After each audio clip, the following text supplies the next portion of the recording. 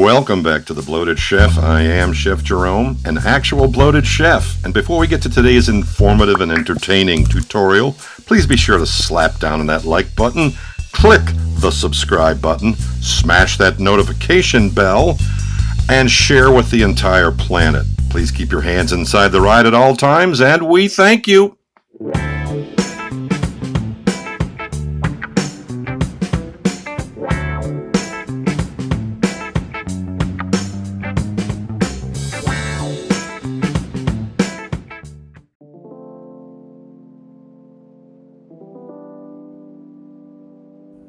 Oh, now look at those adorable little chickadees, huh?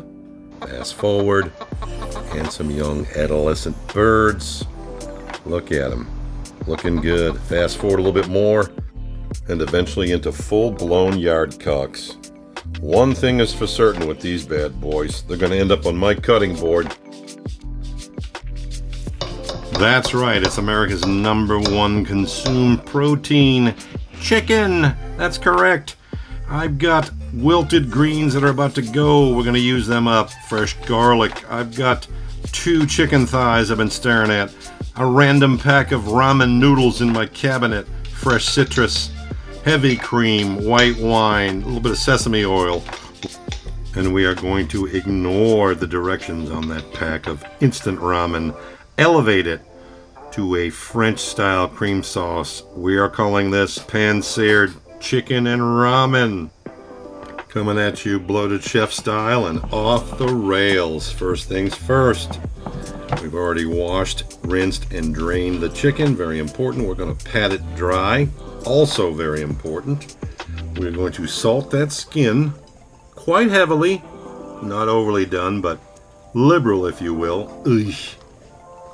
And into the fridge for at least 30 minutes. Preferably an hour. All right, maintenance. It's always about maintenance. Peel that ginger. Smash that garlic.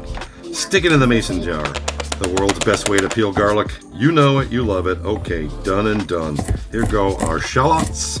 We will slice, turn them around and dice. Let's rough chop those slowly wilting greens. And now our mise en place #1 is done. Listen to that beat. It's like he's a relative of a great jazz drummer.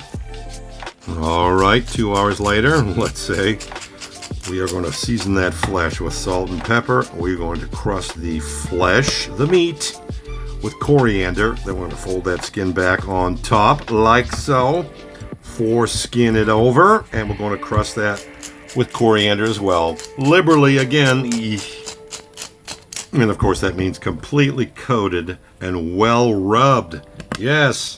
Make sure both sides get taken care of, and we are ready to roll.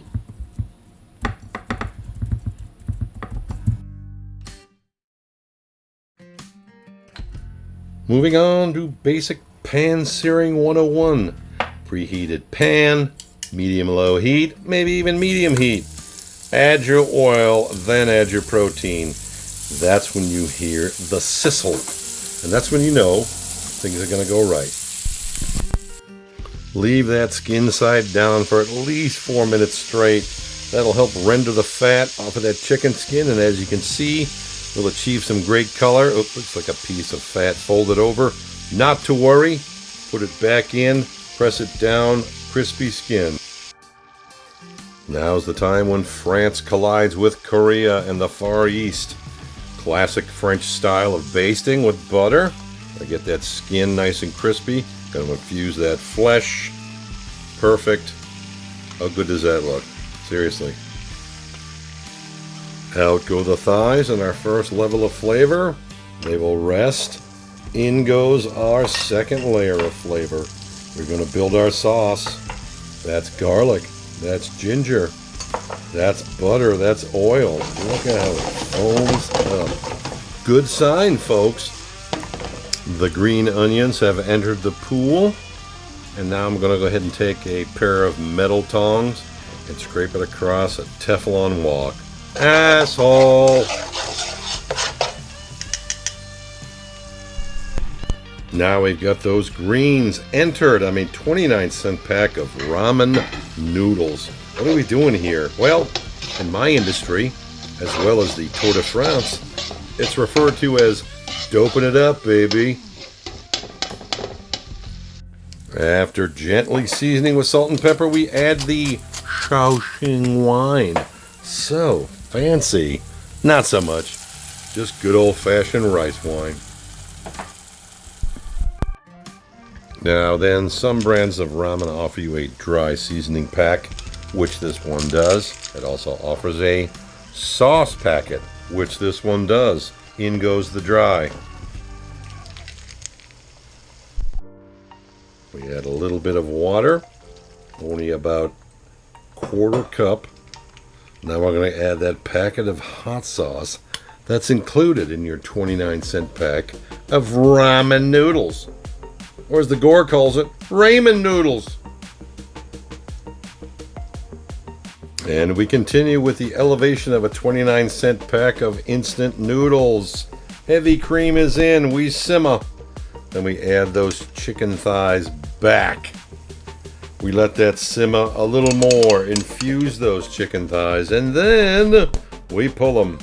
Stick them in an oven set on high broil for about 2 to 3 minutes and kill the heat. Drop in those death noodles and wait for the magic to happen. And speaking of magic, if you have any leftover vegetables, I happen to have half a bag of matchstick carrots. Maybe you can julienne some snow peas, but throw them in there, kill the heat, and simmer. Sauce will thicken upon standing. The chicken is sizzling, the skin is crispy, and guess what? All that richness needs some acid. Another squirter. Well, it's all about technique, isn't it? So we're going to squeeze the juice of 1/2 lemon and 1 whole lime. And it's time to plate. This is one of those dishes where you just don't need any extra sauce or fixins or anything else. Look at those concentrated noodles. Look at that beautiful rendered skin. That penetrated chicken thigh. Is there anything better than penetrating some thighs? A little fresh cilantro, a little green onion, and it's time to taste. Oh, it's pretty. It's so pretty.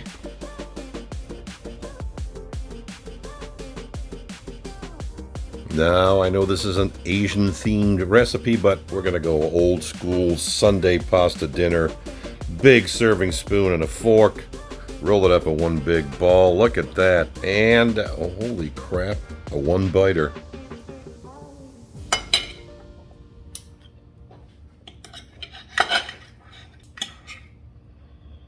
All right, let's jump on those thighs and see what we can come up with. Mega juicy, nice crispy skin. How's that flavoring? Did the sauce take? I'm thinking it did. Was that a side eye? It was. Oh, another side eye. Wow. I'm thinking he likes it. Oh, there's a thumb. 2 thumbs up. Hey, he can't do any better than 2 wait. Oh, maybe 3 thumbs up. Not 4. Yes, of course. 4 thumbs up. Hope you like this one. Look for the next one.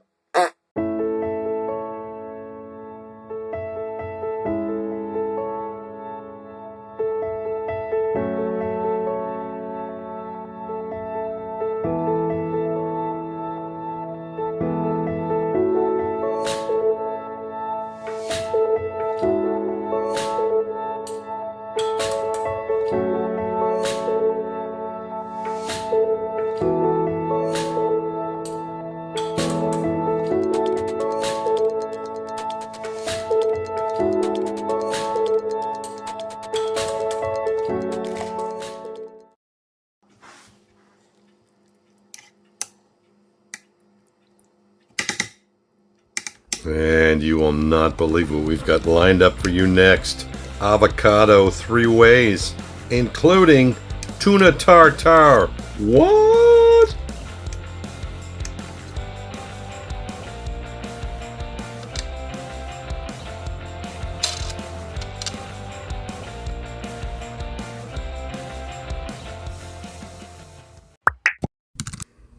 Don't forget to like and subscribe today, folks. Thank you. Peace and love.